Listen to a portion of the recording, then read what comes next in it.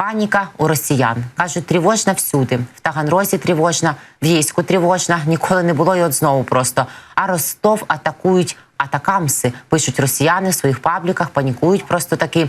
Пишуть Таганрог, знак оклику, Ростов, знак оклику, Ростов, атакамси. Ну, або, як би сказав новоспечений міністр оборони Російської Федерації, який, очевидно, обороняє її не дуже. А хоча для чого ж вони самі на всіх нападають, то атамси. Атамси атакують і тут, і там. І в Ростовській області, і не тільки.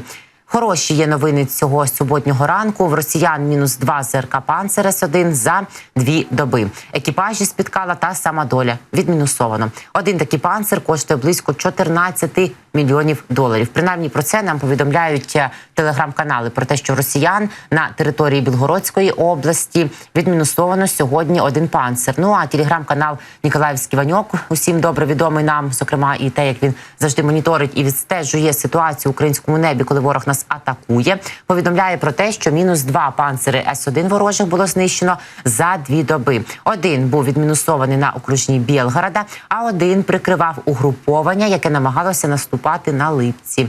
В обох випадках екіпаж не вижив. «Панцери» теж згоріли. В Білгородській Народній було знищено зенітно-ракетний комплекс «Панцер С-1». Ну, не вийшло ним збивати ракети, як бачимо. Це росіянам, звісно, все божа кара і на загал повернення нової реальності на їхню територію, тому що росіяни не припиняють знищувати і обстрілювати нас. Півкраїни не спало знов цієї ночі на 22 червня, бо новий удар по енергетиці завдавали російські терористи. Пошкоджено об'єкти, зокрема в Запорізькій, Львівській областях. Сили ППО знищили 12 з 16 ракет та 13 шахедів. Постраждали люди, пошкоджено обладнання. В Міністерстві енергетики України прокоментували нічну атаку Російської Федерації. Там заявили, що на одному з об'єктів унаслідок обстрілу постраждали 2 енергетиків. На жаль, їх довелося шпиталізувати. В Укренерго додали, що пошкоджено об'єкти у Львівській та Запорізькій областях. В ніч на 22 червня Збройні сили Російської Федерації атакували Україну дронами і ракетами. В результаті постраждали об'єкти енергетичної інфраструктури на півдні та заході нашої країни, повідомили в Міністерстві енергетики. Атаковано об'єкти оператора системи передачі у південному та західному регіонах. На жаль, на одному з об'єктів внаслідок обстрілу постраждали 2 енергетиків. Їх доставлено до лікарні. Є пошкоджене обладнання. Також під час обстрілу відключалася повітряна лінія електропередачі у східному регіоні, що призвело до зниження навантаження на генеруючому об'єкті. Наслідки уточнюються, триває їх ліквідація. В ДСНС Івано-Франківської області повідомили, що ворог завдав ракетного удару по території цивільного навчального закладу в обласному центрі Прикарпаття. У результаті утворилася воронка 20 квадратних метрів з осередком загоряння. Один із навчальних корпусів частково зруйновано, інші зазнали пошкоджень. Також ушкоджено легковий автомобіль. До ліквідації пожежі було залучено 24 рятувальники та 7 одиниць техніки. На місці також працювали правоохоронці, сказано в повідомленні. Нагадаю, що Росія в ніч на 22 червня завдала комбінованого чергового удару по Україні. Окупанти випустили 16 ракет різних типів та 13 дронів камікадзе. Про це повідомив командувач повітряних сил Збройних сил України Микола Олещук. Росіяни вчергове атакували об'єкти критичної інфраструктури в різних регіонах України. Всього ворог застосував 10 крилатих ракет Х-101, Х-555 літаків стратегічної авіації, Ту-95 МС, район Пусків, Саратовська область. 2 крилаті ракети «Іскандер-К» з території тимчасово окупованого Криму, 4 крилатих ракет «Калібр» з акваторії Чорного моря, 13 ударних дронів камікадзе, район Пусків, уже традиційно Приморсько-Ахтарськ, Балаклава, Крим. Сили протиповітряної оборони України збили 25 цілей, серед них 7 крилатих ракет Х-101, Х-3 п'ятірки, 4 «Калібри», 1 крилату ракету «Іскандер-К» і 13 ударних шахедів, за що ми їм дуже дякуємо. Цієї ночі ворожі ракети та дрони долетіли до західних областей України, зокрема в Івано-Франківській області, як ми вже зауважували, був атакований навчальний заклад, а в Волинській області виникла пожежа. Крім того, були атаковані об'єкти енергетики в Запорізькій та Львівській областях. Внаслідок атаки, на жаль, 2 енергетиків постраждали. Більше 2 десятків вибухів охопили тимчасово окупований Донецьк. Із самого ранку, 22 червня, влаштували ми запальні світанки для окупантів. Про вибухи повідомили місцеві жителі. Понад 20 потужних вибухів пролунало в Донецьку, передає і російська помийка ТАСС. Над місцем прильоту, як бачимо, здіймається дим. Одному з мешканців уламками від збитої ракети пробило автомобіль, передають воєнні злочинці, які називають себе зет-воєнкорами. Чи є постраждалі і масштаби наслідків наразі уточнюються. Будемо вам все повідомляти упродовж нашого ефіру. Євросоюз закриває небо для бізнес-джетів росіян. Ось так. А на Сизрань, як каже Тізенгаузен. Влада Євросоюзу розширює авіасанкції проти Росії, в рамках яких з лютого 2022 року небо країн ЄС вже закрите для російських авіакомпаній.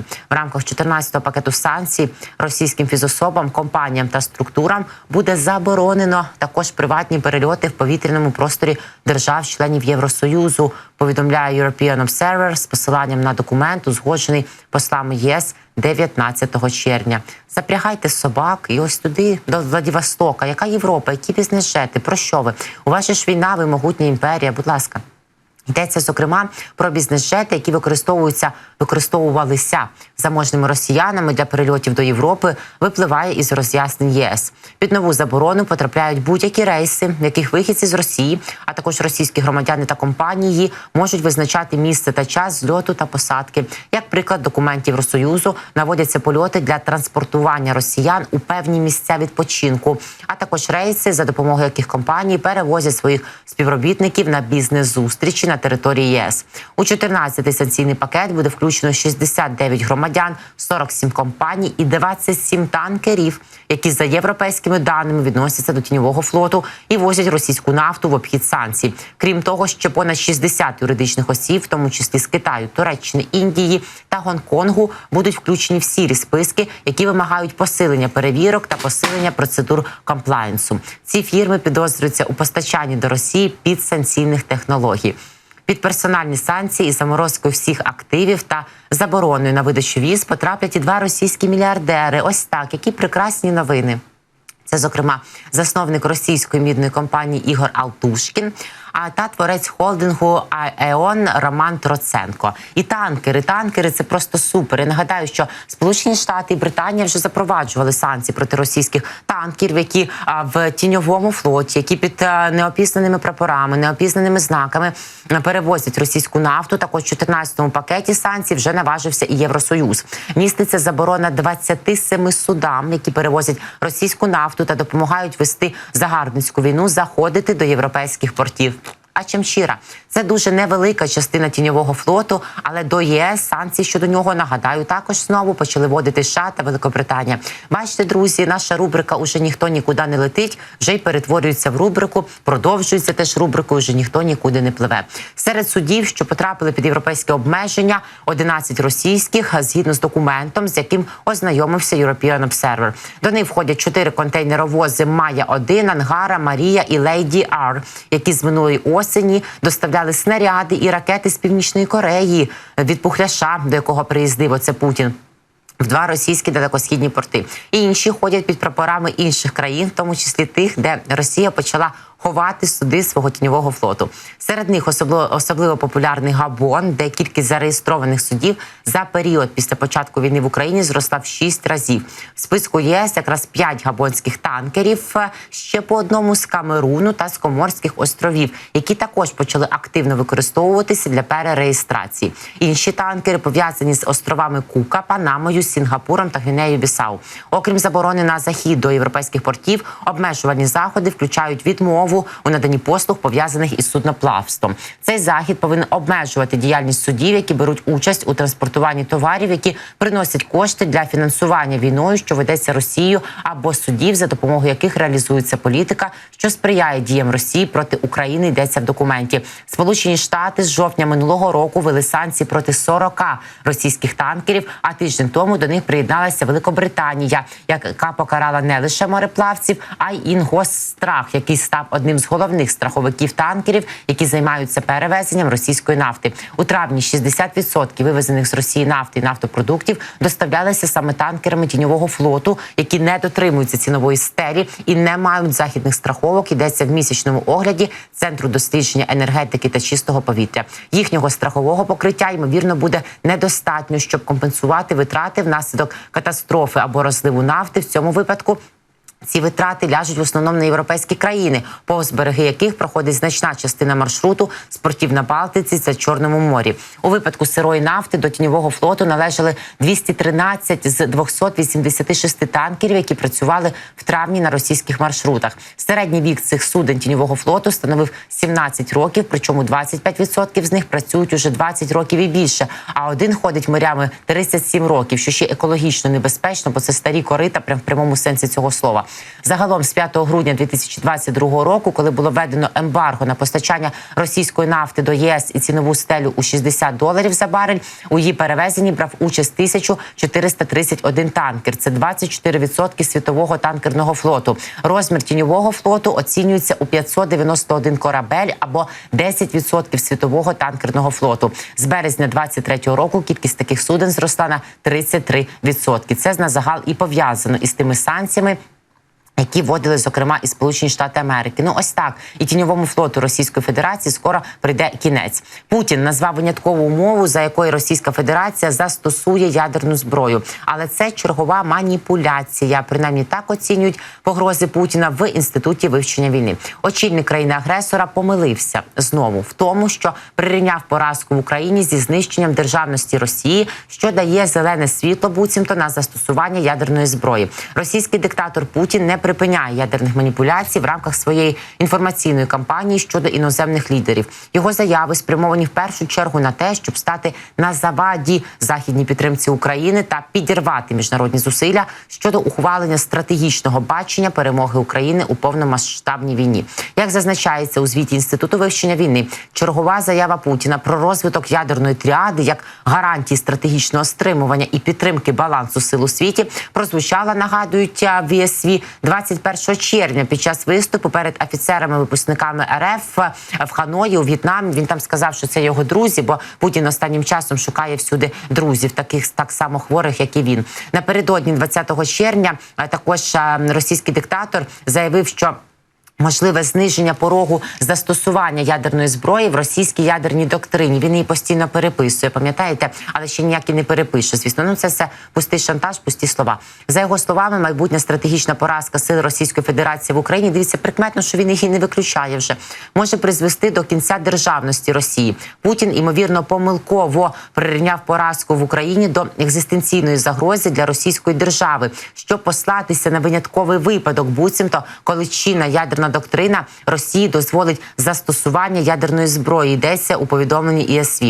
Диктатор також наголосив знову своїми ядерними бубенчиками позвенькав, значить, на роботі над збільшенням типового бойового потенціалу і оборонного промислового виробництва РФ. Аналітики ЄСВ вважають, що ці заяви Путіна є продовженням його інформаційної операції і не більше, з метою саботажу зусиль Заходу з вироблення спільної стратегії перемоги над Росією, кінцевої мети війни в Україні. А ми бачимо зараз, друзі, що ця спільна стратегія, вона дійсно вже напрацьовується, що над Путіним намагаються не те, що поставити крапку, а ось такий жирний знак оклику. І це дамокловим мечем, який, зрештою, не тільки як в міфі, а насправді опуститься над ним. Він і переживає, що він є, цього він не боїться. І продовжує просто свій словесний шантаж. В Інституті вивчення війни вважають, що попри гучні меседжі Кремля, фактична ядерна ескалація завдяки ядерним і звичайним засобам стримування між Росією і Заходом є вкрай малоймовірною. І наші експерти, аналітики, міжнародники кажуть, що Путін ніколи не піде на цей крок, тому що він чудово розуміє, що тоді йому повний кінець. По-перше, не зрозуміло, в якому стані ті його ядерні боєголовки і всі інші боєголовки Путіна, прости господи. По-друге, він розуміє, що тільки він до тієї червоної кнопки свою криваву ручонку попхає, то одразу прилетить і превентивно, і з цим всім закінчать, бо все видно і по супутниковому моніторингу, і не тільки. І окрім того, Путін навіть не ризикне, вважає частина аналітиків, застосувати тактичну ядерну зброю по Україні, тому що у відповідь, як попереджали Сполучені Штати Америки, по-перше, будуть знищені просто всі місця дислокації живої сили, техніки і боєприпасів Путіна на тимчасово окупованих ним територіях по Україні. Ну і низка експертів вже не виключає, що по території Російської Федерації теж може прилетіти, тому що в 21 столітті брязкати ядерною зброєю нікому не дозволено. Це підтверджують і Сполучені Штати, і Китай, великі гравці геополітичного порядку, на відміну від Путіна, який є гравцем геополітичного порядку рівня десь Маріанської западини. Так низько він пав, опустився, і нужда його погнала. Він тепер по Кореях куролесить і дуже тішиться, що йому там повмикали світло і поклали якісь цвіточки. Ну і подарили надгробники з його бюстами, як на знак вшанування, чи то вже на знак прощання. Сполучені Штати і Китай провели неофіційні переговори про ядерну зброю вперше за 5 років. Переговори США і Китаю про ядерну зброю, за інформацією видання Reuters, відбулися, і представники Пекіна заявили, що не вдаватимуться до застосування ядерної зброї проти Тайваню. Раніше у США висловили побоювання, що Китай може піти на подібний крок у разі поразки Тайваню у війні. Проте в Пекіні стверджують, що здатні здобути перемогу над Тайванем без застосування ядерної зброї, навіть якщо буде звичайна боротьба. Як повідомляє видання, дводенні переговори між представниками США і Китаю відбувалися в Пекіні. Серед делегатів на переговорах були присутні колишні чиновники та науковці. Як стверджує Reuters, серед представників Китаю були кілька колишніх офіцерів Народно-визвольної армії. В Пентагоні є попередні оцінки, що ядерний арсенал Китаю збільшився на понад 20% протягом 21-23 років. Торік у США нарахували 500 боєздатних ядерних боєголовок. Ймовірно, Пекін може розмістити ще понад 1000 до 2030 року. Якщо порівнювати, то Сполучені Штати Америки та Російська Федерація розгорнули 1770 та 1710 боєголовок відповідно. В листопаді США та Китай ненадовго відновили консультації з ядерних озброєнь у рамках першого треку після паузи в 4,5 роки. Американську делегацію очолювала помічник держсекретаря з контролю над озброєннями, стримуваннями та стабільності Мелорі Стюарт, а китайську – директор департаменту з контролю над озброєнням МЗС КНР Сюнь Сяобо. Але з того часу ці консультації фактично зайшли в глухий кут. Пентагон зазначав, що ядерний арсенал Китаю збільшився більш ніж на 20% у період із 21 по 23 рік. І на даний момент Пекін має в своєму розпорядженні близько 500 чинних ядерних боєголовок. Водночас напруження зростає не стільки між США і Китаєм, скільки між Російською Федерацією і Китаєм, вже очевидно, тому що всі ті дії, які робить Китай, які робить Росія, ними не задоволений Китай, вони непокоять Південну Корею, зокрема, і вони непокоять і Сполучені Штати Америки, які в свою чергу дякують Південній Кореї за підтримку Києва на фоні зустрічі домовленостей і пактів російського диктатора з диктатором північно-корейським. Державний секретар США Ентоні Блінкен у розмові із міністром закордонних справ Республіки Корея Чо Тхе Юлом засудив поглиблення військового співробітництва між КНДР і Росією та подякував Сеулу за підтримку України. Про це йдеться в заяві Держдепартаменту США. Високопосадовці також домовилися продовжити спільну роботу над вирішенням складних і мінливих викликів безпеці, які створює КНДР, а також над підтримкою миру і стабільності в Південно-Китайському морі. Блінкен підтвердив життєво важливе значення міцного альянсу між США і Кореєю у просуванні миру, безпеки і процвітання в усьому світі. Влада Південної Кореї має намір переглянути питання постачання зброї в Україну. Нагадаю, відповідну заяву зробив директор управління Національної президентської адміністрації Чан Ходжин. Також він анонсував, що Південна Корея розширить список товарів, на які накладено обмеження на експорт до Росії на 243 позиції, після чого їхня кількість досягне 1402. У Південній Кореї заявили, що рівень постачання зброї в Україну залежатиме від дій Росії. Агентство Йонхап пише, що серед потенційних озброєнь на розгляді 155-мм артилерійські снаряди, а також системи ППО. Офіційні особи Сеула зберігають стратегічну двозначність при цьому щодо типів озброєнь, розглядаючи це як дипломатичний крок, спрямований на те, щоб скористатися можливістю чинити тиск на Росію, щоб вона утрималася від передачі ключових військових технологій КНДР. У канцелярії президента журналістам розповіли, що існують різні варіанти постачання зброї, і позиція Південної Кореї залежатиме від того, як як Росія підійде до розвитку ситуації в майбутньому. Південна Корея тим часом викликала посла Росії через зростання напруженості з КНДР. Російський посол пообіцяв передати занепокоєння Сеула своєму керівництву в Москві. У зв'язку із зростанням напруженості у відносинах з КНДР Південна Корея викликала російського посла, щоб висловити протест щодо укладеної між Путіним і Кім Чен Іном угоди. Про це пише Associated Press. Віце-міністр закордонних справ Південної Кореї Кім Хон Гюн викликав посла Росії Георгія Зінов'єва, щоб висловити протест щодо угоди між очільником Кремля Путіним і Кім Чен Іном. Він закликав Москву негайно припинити таку тісну військову співпрацю з Пхеньяном. Південно-корейський дипломат підкреслив, що будь-яка співпраця, що прямо чи опосередковано допомагає Північній Кореї нарощувати свій військовий потенціал, порушує резолюції Ради безпеки ООН і ставить загрозу безпеці Півдня та попередив про наслідки для відносин Сеула з Москвою. Водночас російський посол заявив, що будь-які спроби погрожувати Росії або її шантажувати є неприйнятними. Він додав, що угода між Путіним та Кім Чен Іном не спрямована буцімто проти конкретних третіх країн, а тому, що так, звісно, і повірили. Південно-корейське міністерство заявило, що Зінов'єв пообіцяв передати занепокоєння Сеула своєму керівництву в Москві. Занепокоєний, це ж треба генсеку ООН, і то не дуже, як мені видається, всеосяжним стратегічним партнерством між Росією та КНДР. Антоніо Гутерреш не пройшло і року, відповів і то на запитання журналістів, що він пам'ятає про санкції, які запроваджені щодо Північної Кореї. І отак він прокоментував заключений пакт Путіна Кім Чен Іна. Давайте почуємо. Існують санкції, затверджені Радою безпеки ООН щодо КНДР. Будь-які відносини будь-якої країни з КНДР, включаючи Російську Федерацію, мають повністю відповідати цим санкціям.